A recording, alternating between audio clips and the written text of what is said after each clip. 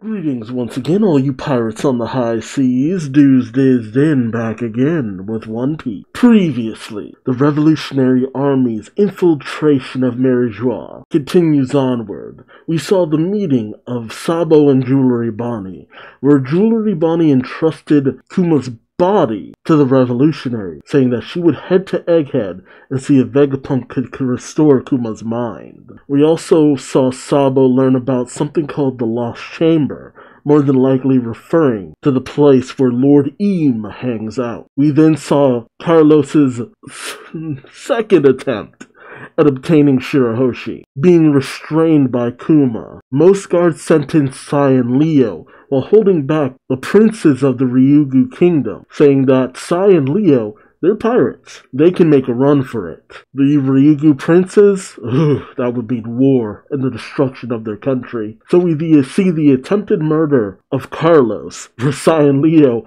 pound him into the ground with enough force that it should have killed him. And during the confusion, Morley and Karasu just pop on up, grab Kuma, dip. There was no better time. We then saw King Cobra's meeting with the 5 elders, the Gorosei, where he wanted to know about his ancestor Lili, who was one of the 20 monarchs who founded the world government, but decided not to stay in Marijois. But she never returned to Alabasta. In fact, it was her younger brother who took the throne ultimately. But he does have a letter from Lili, passed down through the royal family, with information about the will of D. It is then that Im, who had been listening to this conversation, decides to enter the room, much to the shock of the 5 elders, revealing themselves to none other than Nefeltari Cobra. Naturally, this is definitely going to result in the death of Cobra, but we also know that Sabo is seen over the body of Cobra. How is this picture taken? What is done to Cobra, and why? What secrets did Cobra learn before he died? What secrets did Sabo learn? Join me as I find out, won't you? Alright, yep, and sure enough, Chapter 1085, The Death of Nefeltari Cobra. It sucks, because I do enjoy Cobra. And the reader requests Frankie rooting on sea turtle hatchlings as they crawl to the water by Ringyo Yami. And it looks like Frankie is sitting on some crab, keeping it from getting the sea turtles. Little baby's Cobra looks up at the sight of Lord Im in shock, thinking, no one is meant to sit upon that throne. It is not meant for one person's will to sway the entire world. Im then says, there are 2 things I wish to say, and 1 thing to ask of thee, Cobra. As Cobra coughs, he ekes out, who are you? Cobra says, I know the name Im already. Oh, but it must be a coincidence amongst the first 20. Oh, okay. So Im is old. So one of the first 20 kings? Im says, do not seek the answer. I will not provide it. But I can tell thee what thou wish to know. The D is the name of those who once opposed us. Those who bubble up from every corner of the world bearing the D are nothing but empty husks, ignorant of the meaning of their name. However, this recent development has its root in Queen Lily's great mistake of 800 years ago. Cobra says what we all would say, mistake. Im continues, as does the curiosity of the scholars rummaging after the void century. Mistakes that got them. Im says, as does the spat of pirates seeking the poneglyphs for treasure. If not for Lily's mistake on that fateful day, the loathsome relics called the poneglyphs would not have been scattered across the world. Oh, scattered across the world. Maybe using Kuma's ability? Cobra is shocked. Im continues, and this unfortunate event of the past has one disastrous potential explanation. Was the liberation of the poneglyphs actually a simple mistake, or was it planned? And as Cobra is still taken aback, the Gorosei all go for their weapons. Most of them pull out the guns. The one samurai dude, of course, gets ready to unsheath his sword. Im says the answer to that question must be found within Lily's letter sent to Alabasta, but I have only heard thee speak of Queen Lily of the Nefeltari dynasty. Why do you hide it from Mu? Mu? You know, in Shaman King, there was this ancient continent called Mu, the land of Mu, kind of like Atlantis. That's the first thing that comes to mind. Again, because I've seen Shaman King, I've read Shaman King and all that. Mu? Tell Mu the proper name of the sender. Proper name? Cobra thinks, well, that settles it. Clearly I will not be allowed to leave this room alive.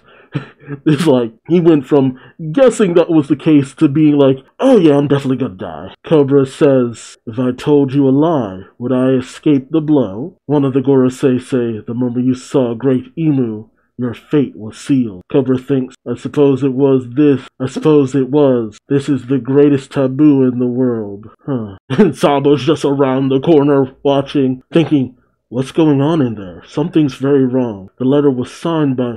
Oh, and Cobra says the letter was signed by the Queen of Alabasta 800 years ago, and her name was Nefeltari D.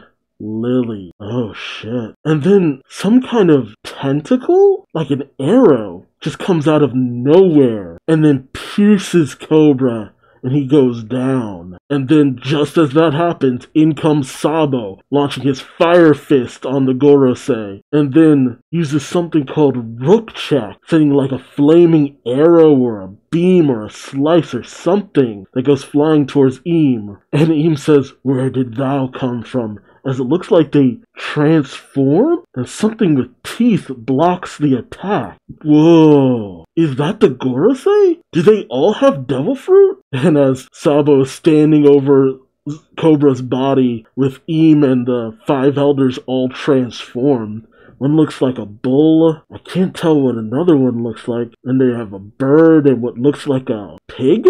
God, it's really hard to tell what they are. Sabo says, I would have liked to take all of you down right here, alas. To think there was such a diabolical truth at the pinnacle of the world. And Cobra struggling on the floor. You see the transponder snail taking pictures up above, which Sabo questions. Cobra tries to say, you're Luffy's brother. You would save me, despite being a revolutionary? Sabo says, our real enemies aren't the king. It's those guys above you. How do you know Luffy, though? Cobra says, he saved my life. Sabo says, sounds like Luffy. And then he picks up Cobra and books.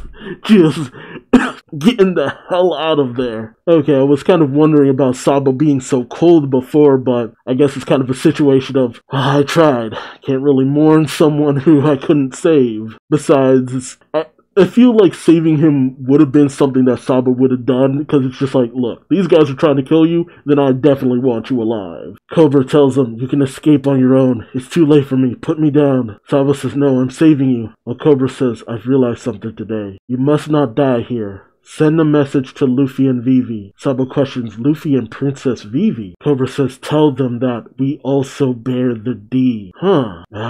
Nefeltari D. Vivi. Sabo says, Cobra says, at last, I see a way forward for Alabasta. And then we have Sabo having a flashback. A flashback in the flashback!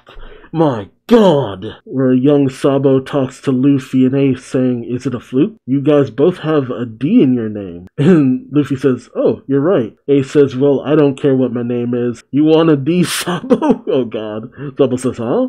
And one of them says, Sa-D-Bo. Sabo says, that's not where it goes. And they laugh. And you see another one of those tentacle arrow thingies come racing towards the pair in present day.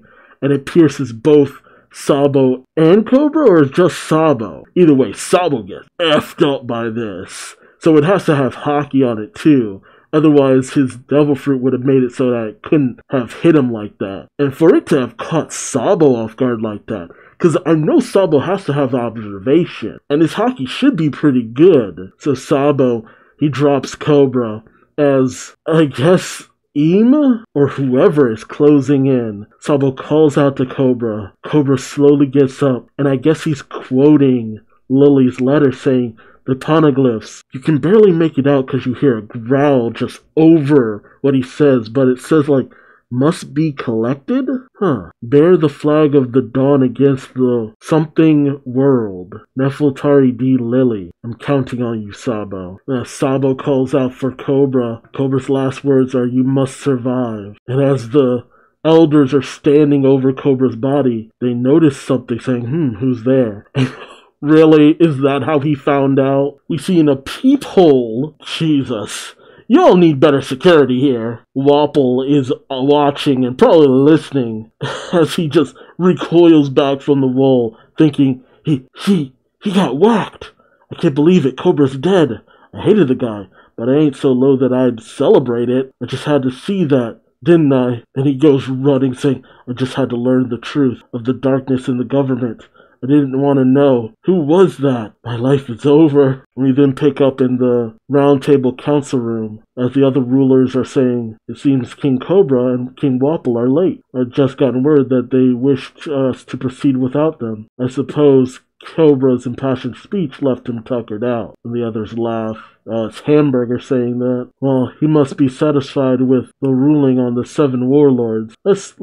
Let's finish up the rest of the itinerary. As for the independence of the 4-nation alliance in the North Blue, Riku seems to know something's up. We then see Fukaboshi and his bros guarding Shirahoshi. As Fukaboshi said, Shirahoshi, the meeting will soon be finished. Let's go and wait at the Red Port, where those fools won't come after you. What's the matter? And Shirahoshi is looking away longingly, saying, I wish to say my goodbyes to Princess Vivi before we leave. Where could she have gone? And sure enough, we see Vivi now tied up, prisoner of CP0, in the guest room in Pangea Castle, with Vivi crying out, what do you think you're doing kidnapping me? Untie these ropes. Who ordered this? I'll tell the entire world about what's happening here. We see Vivi tied to a chair. We have Jabra and Caulifla addressing her while the others are just probably playing cards at the table in the back. Kumadori, Fukuru, and Bluno. Jabra says, you're too honest for your own good. What kidnapper's gonna let you go after a threat like that, strong-headed woman? Caulifla says, I don't think you're getting out of this one, princess. You'll go down as missing and end up as someone's pet. Jeez. Vivi says, is Shirahoshi safe? Jabra questions, You're worried about someone else right now? Sounds like another incident happened earlier, but long story short, she's fine. Vivi lets out a sigh of relief, saying, I'm glad to hear that. Always caring. Jabra says the guys who walloped the celestial dragon trying to abduct the mermaid princess named themselves loud and proud. Now the square is in absolute uproar. Apparently, Saya and Leo immediately said, we're followers of Straw Hat Luffy. Of course they did. That probably added on to Luffy's bounty, let's be honest. And yet another reason why Luffy was named as a war of Yonko rather than kid-in-law. Jabra goes on to say, over in the land of the gods, Fujitora helped the revolutionary army free slaves, and Ryukyugu snapped and turned on him. Okay. See, I kept wondering about that, because I'm like, how we've had Ryukyugu depicted as a friend of Fujitora, I'm like, he can't be that bad. But when he came to Wano, he seemed like an absolute jerk. So how are they friends? And there we go, the breakdown of their friendship. Fujitora finds out about slaves, immediately frees them.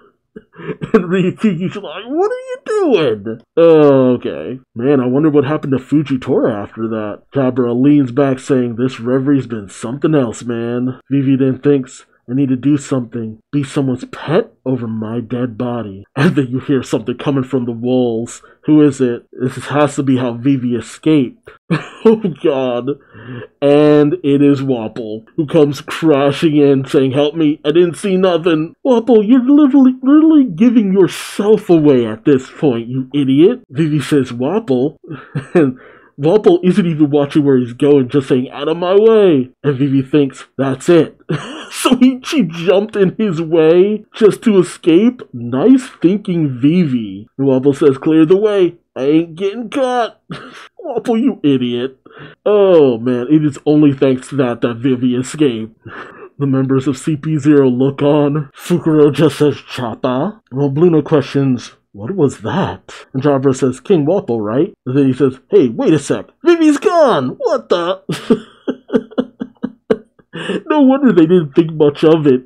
They didn't think that Vivi would just hitch a ride like that. Then you see Wapol running past his wife Cinderella, who says, "Oh, Honeypoo, I've been looking for you. Where have you been? And who is that young woman with you?" Vivi pops out of Wapol's mouth saying, "Wapol, where are you going?" Wapol says, "As far as I friggin' can. I'm going to the ends of the earth where no one can follow." And Vivi says, "I'll go too. Take me with you." And Cinderella freaks out saying, "They're eloping? No!" Oh man. So Vivi never even ran into Sabo. Jeez, though. Okay. So Sabo probably could only just escape at this point. Hid out and managed to hitch a ride to Lelucia. But how did Wapol and Vivi end up with Big News Morgan? I feel like there's one more chapter of flashbacks just to see how everyone got off of Pangea. Out of Mary Joie. All of that. Because how did Wapol and Vivi end up where they're at? Vivi is a D. Oh man, jeez.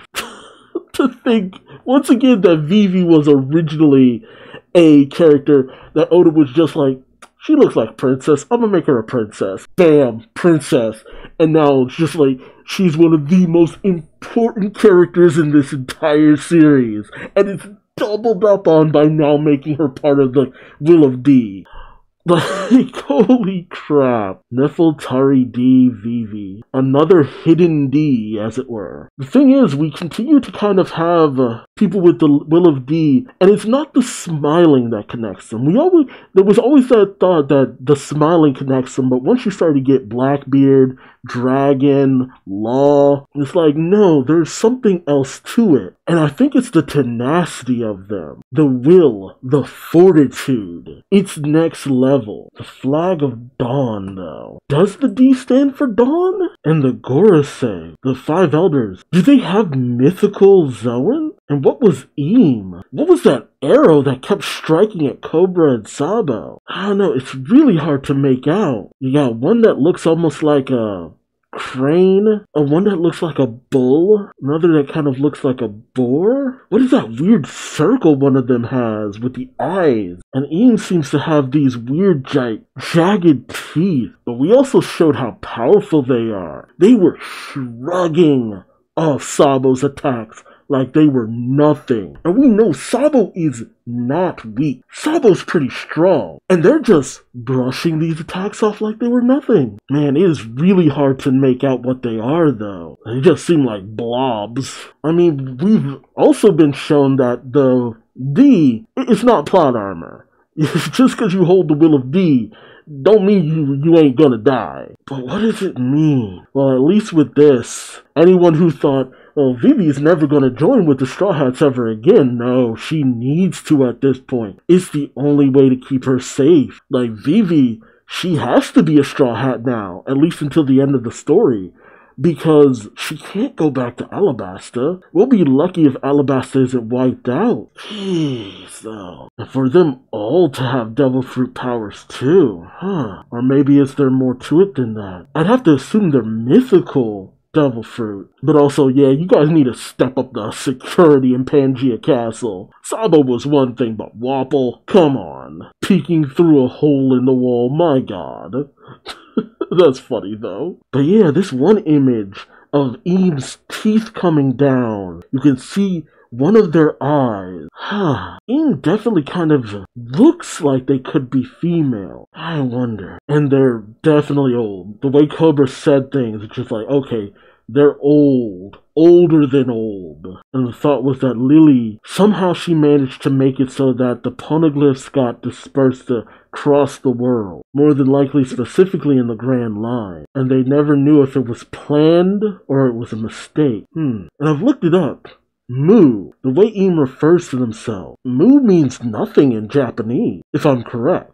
Or maybe I have the wrong kind of translation. And was Sabo able to fully make out Eam's face? Man, I need the next chapter. I need the next chapter friggin' now. You know, it's funny too. Some people thought that Cobra was gonna die making some grand declaration, and he kinda did. It kinda sucks that Sabo was the only one to hear it. Cause dude, what Cobra had to say? Phew. This information could rock the world. But how do you get it out to the world properly? How do you make sure the unrefutable truth of the world is put out there? Because it could be spun in any number of ways. Not to mention Wapol. He knows everything too. Between Sabo and Wapol? Holy crap. What happens next? Let me know your thoughts in the comment section below. All these secrets, all these mysteries, the revelation that the Nefeltari are part of the Will of D. What is the Will of D? Is it Dawn? And if it is, what does that even mean? What can Im and the Five Elders turn into? These monstrous figures. How powerful are they to shrug off Sabo's attack almost like they were nothing? Collect the poneglyphs, bear the flag of the dawn against the something world. Nefeltari D. Lily. Do any more of the kings hold the D in their name? What does it mean to be part of the Will of D? What was the plan when capturing Vivi too? When did that order come down? Like, was it immediate? Like, when